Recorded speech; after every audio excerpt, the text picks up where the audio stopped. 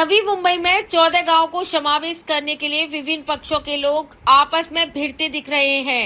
सभी पक्षों के लोगों ने इस 14 गांव को नवी मुंबई में समावेश करने के लिए राजी तो हो गए हैं, पर लोक नेता कहे जाने वाले गणेश नायक इसका खुला विरोध कर रहे हैं। उनका साफ यही कहना है कि यह 14 गांव आने से नवी मुंबई पर अतिरिक्त भार पड़ने की आशंका है। इसी के मद्देनजर शिवसेना नेता विजय चौगले ने एक प्रेस कॉन्फ्रेंस कर लोगों को अवगत कराया कि यह 14 गांव के बारे में अगर पहले ही गणेश नायक सोच लिए होते तो कोई प्रॉब्लम ही नहीं था। अब इलेक्शन को ध्यान में रखकर इसे मुद्दा बनाना बिल्कुल गलत है। वहीं दूसरी तरफ एमपी श्रीकांत शिंदे पर जिस तरह से गणेश नायक ने टिप्पणी की, उससे पूरी तरह से खारिज करते हुए विजय चौगले ने कहा कि मुख्यमंत्री काबिल हैं और उनका बेटा यानी कि श्रीकांत शिंदे 2 बार एमपी रह चुके हैं, तो उनके बारे में गलत कहना कोई भी सूचना बर्दाश्त नहीं करेगा। असं तिकडे बोललं गेलं की लोकसभेच्या निवडणुकीच्या मंत्रालयामध्ये एक बैठक झाली, त्यामध्ये जिल्हाधिकारी ठाणे, नवी मुंबई महानगरपालिका आयुक्त अधिकारी यांनी सांगितलं की नवी मुंबईतले 14 गाव समाविष्ट करण्याची चर्चा होणार आहे. चर्चा कसली सर्व ठरलेली होती आणि त्यावेळेस 14 गाव समावेश झाले. त्यावेळेस मीटिंगला संबंधित हे नव्हते का? मग त्यावेळेस त्यांनी का ऑब्जेक्शनाने काही गोष्टी घेतल्या नाही? त्यावेळेस का मग हे केलं? मला वाटतं की ज्यावेळेस आम्ही नगरपालिकेने अशासकीय ठराव करून 14 गावाला समाविष्ट करून घेतला, त्यावेळेस जी गोष्ट मला वाटतं ही 16 साली असतील. 16 साली सरकार कोणाचं होतं, काय होतं हे मी सांगायची काही गरज नाही, आणि त्यावेळेस हे कुठं होतं हे मी पण बोलायची काही गरज नाही. मग त्यावेळेस काय झालं आणि नंतर मग आता मला वाटतं एक गोष्ट त्यांनी अशी पण बोलली की एकनाथजी शिंदे नाही म्हटले की आमचे एकेकाळचे सहकार्य आहोत आम्ही, आणि सुदैवाने मुख्यमंत्री झाले. सुदैवाने नाही झाले, या ठिकाणी असे शब्द वापरले गेले तिथं की एकनाथ शिंदे हे सुदैवाने मुख्यमंत्री झाले. आनंदाची गोष्ट आहे. त्यांचा मुलगा तिथून कल्याण लोकसभेमध्ये मतदारसंघातून उमेदवारी करणार होता. निश्चितपणे ही गोष्ट मला खटकली होती, ज्या पद्धतीने निर्णय तो घेतला. तिथे मग इंग्लिश शब्द वापरले गेले. It was a proper English शब्द वापरले गेले. म्हणजे मला बोलायचंय की आणि परत त्याच्या खाली परत असं सुद्धा की जाऊ दे, एकनाथ शिंदे आपले सहकार्य, त्यांच्या मुलाला उमेदवारीच्या अनुषंगाने त्यांनी निर्णय घेतलाय, आपण गप्प बसून उद्गार नाही काढला. तुम्हाला माहिती आहे का, एकनाथ शिंदे सुदैवाने नाही झाले. त्यांच्यामध्ये गट्स होते, त्यांच्यामध्ये हिंमत होती, आणि त्याच्यामध्ये लोकांना चॅलेंज घ्यायचे हे होते आणि लोकांसाठी झटणारे हे होते, म्हणून ते मुख्यमंत्री झाले. आणि मुख्यमंत्री प्रत्येकाच्या नशिबात नसतं. मुख्यमंत्री एकनाथ शिंदे साहेब पहिले 5 वर्ष मंत्री झाले आणि पुढच्या 5 वर्षामध्ये डायरेक्ट मुख्यमंत्री झाले. काही लोक तर 15-15, 20-20 वर्ष मंत्री राहिले, पण त्यांनी ती लक्ष्मण रेषा पुढे ओलांडलीच नाही. मला वाटतं मुंबईच्या बाहेरचं कुठं कधी तो गेलेला नाही.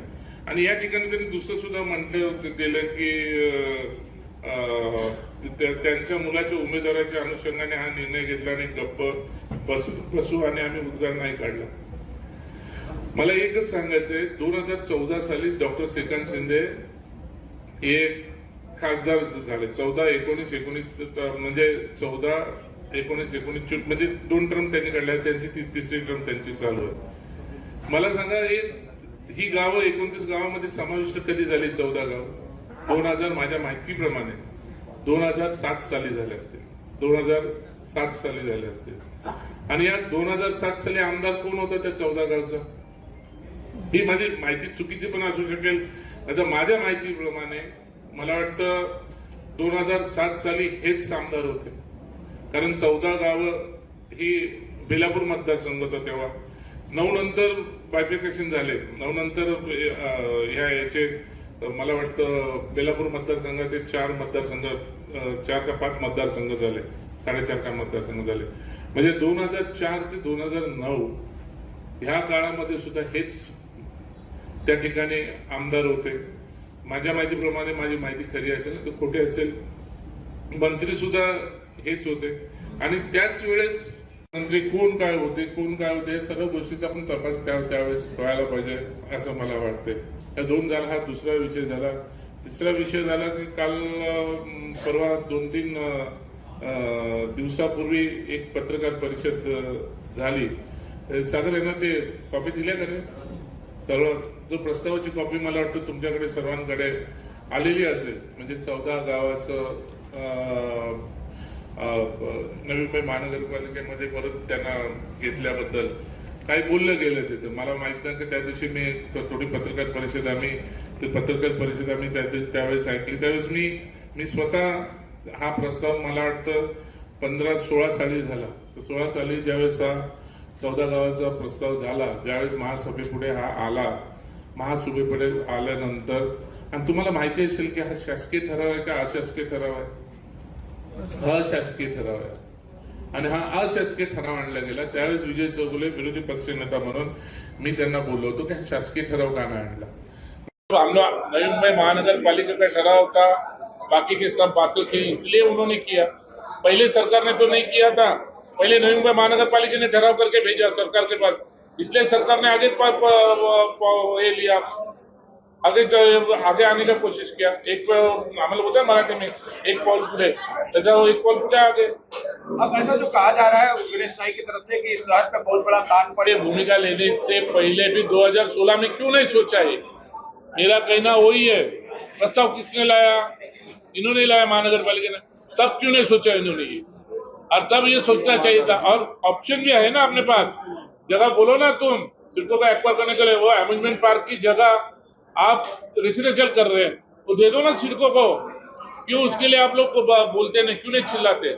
आणून त्याला मी काय काय बोललोय त्या पण त्या मिनिट्स मध्ये आहेत सर्व. तुम्हाला त्याची तो ठरावाची कॉपीज तुम्हाला मी दिलेली आहे. म्हणजे मला सांगायचंय पाणी आत्ताच काय झालं असेल, आणि त्या अनुषंगाने 29 गावाला ही 14 गावं जोडली गेली. मग त्यावेळेस मग माझ्या माहितीप्रमाणे 14 गांव को लेकर मेरी भूमिका यही है कि 14 गांव को 2016 में जो ठराव किया गया, 14 गांव का जो 2016 में ठराव किया गया, क्यों किया? अभी मालूम है हमारे पास नवी मुंबई महानगर के पास इतना फंड नहीं है, टनल के लिए पैसा लगने वाले है, उधर डेवलप करना पड़ेगा, तो 14 गांव में हजारों करोड़ का खर्चा आने वाला है. तो फिर महासभा में क्यों ठराव लाया? महासभा में ठराव ला के फिर क्यों अपने नवी मुंबई में ले लिया गया? और अभी उसके बारे में चिल्लाते बैठे हो. मैं बोला चिल्लाने से ज्यादा जो ऑप्शन है उसको ऑप्शन को लो ना, एक्वायर कर लो जमीन. सिडको को बोलो एक्वायर करने को, एमआईडीसी को बोलो एक्वायर करने को. उसमें से जो पैसा आएगा वो पैसा इनके डेवलप के लिए खर्चा करो. और मैं तो बोलता हूँ 300 एकड़ जमीन उठो लेके एक्वायर करेंगे तो हमारा नवी मुंबई का जो 12.5% का प्रश्न जो प्रलंबित है वो भी निकल जाएगा, उसमें भी जगह मिल जाएगी.